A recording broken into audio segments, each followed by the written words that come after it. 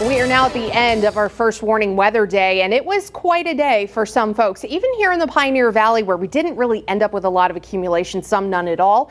At one point, I know in the Springfield area, when we switched over to snow, it was pouring down, and it made things very difficult for travel as the roads got very slushy. But why did we end up with really no snow in the valley? Well, talking about this storm nonstop all week, it was such a struggle. The biggest issue, we just did not have enough cold air, and when that happens and we don't have an Arctic air mass that really kind of gets trapped at the surface, it's all elevation dependent, and that was the situation today. The valley just could not stay cold enough to sustain snow. So the high elevations definitely got more, and we can see evidence of that just looking at the hills in Munson compared to the lower elevations in Palmer.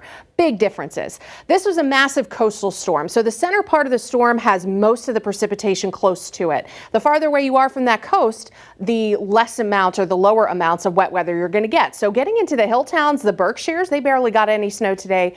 Rowe picked up, I think, just a trace amount, and that's why they were just too far to the west. The storm didn't intensify quickly enough for the heavy precipitation to overcome the warmer air. So we just couldn't sustain the snow, and we ended up going back over to rain. Wales and Munson today just shy of a foot of snow. Meanwhile, 20 miles to the west, there's only an inch or two. Three Rivers picking up around 2.5 inches. Same for Leverett, same for Long Meadow. Amherst around 3, but that's all elevation dependent as well. Just a little bit of a hill makes a difference. This was 16 acres earlier today. Like I said, when it was coming down hard. And roads were covered because of it, even with temperatures staying above freezing. But there was enough snow for a cool snowman today in Shutesbury. This is from Alicia, and that's a pretty healthy looking snowman. So it was enough to cause, you know, a little bit of fun out there, a little bit of Christmas time fun.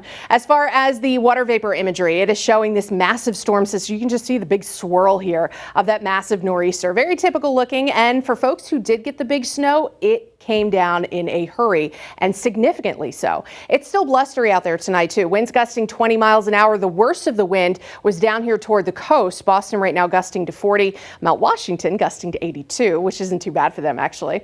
The radar right now still showing some heavy bands of snow through northern New England, Maine getting hit with a significant snowstorm. Meanwhile, for the valley, might still have a few lingering flurries or snow showers, but all that comes to an end. Skies clear as we head into tomorrow morning. We stay blustery, wind out of the northwest at about 10 to 15 miles an hour, but occasionally gusting as high as 30. Now we will keep the sunshine throughout the day, so that's the good news. That'll cause a little melting. We'll be refreezing again for tomorrow night. And then Monday also looking quiet weather-wise with a few clouds, and breezes will be a bit lighter. Looking at your Sunday planner, just blustery throughout the day and cold. Highs are only going to make it to the lower and middle 30s. So if you're trying to get your tree tomorrow, I know a lot of people were waiting for the storm to be over, or there were things you had to do anyway. Just make sure you have the winter coat ready to go, the hat, the glove, the scarves. Temperatures in the hill towns only close to 30 tomorrow, and that wind chill is definitely going to make a difference. We're going to start off with wind chills in the teens and lower 20s. It'll ease a little bit in the afternoon as temperatures warm up, but it's going to be a cold day. Now Monday and Tuesday also stay blustery and chilly with highs in the 30s, and then we gradually start warming up toward the end of the week with highs getting back into the middle and upper 40s.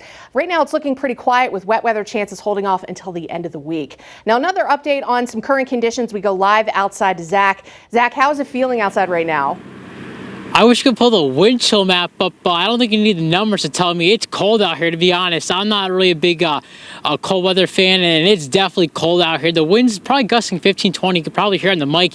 The snow, you can see it's becoming a little more stiff. Before it was kind of slushy. Now it's a little more, if I can try to get a shot of this, I'm not sure if you can see it, but it's a little kind of more firm. That means that temperatures are dropping, so whatever's wet out there or slushy like this will become more hardened and kind of icy over the next couple of hours. And the wind is very strong right here. It's probably gusting 15, 20 miles per hour. Now, that's not impressive numbers, but when you're outside like me right now, I probably should have a hat on. It's quite cold out there, so you don't need a meteorologist to tell you today that, yes, you want to bundle up if you're heading out tonight or tomorrow morning, even with temperatures in the teens and or feeling like the teens and 20s with that wind chill with temperatures in the mid to upper 20s, which will produce some ice. The good news is the wind will dry up some of the water, and that's the hope, that the ice will be limited due to the wind out here. But definitely chilly and pretty winter-like, although we don't have too much snow here in Springfield. Back to you. Zach, we need to get you a hat, man, some gloves too. All right, turning now to your coronavirus.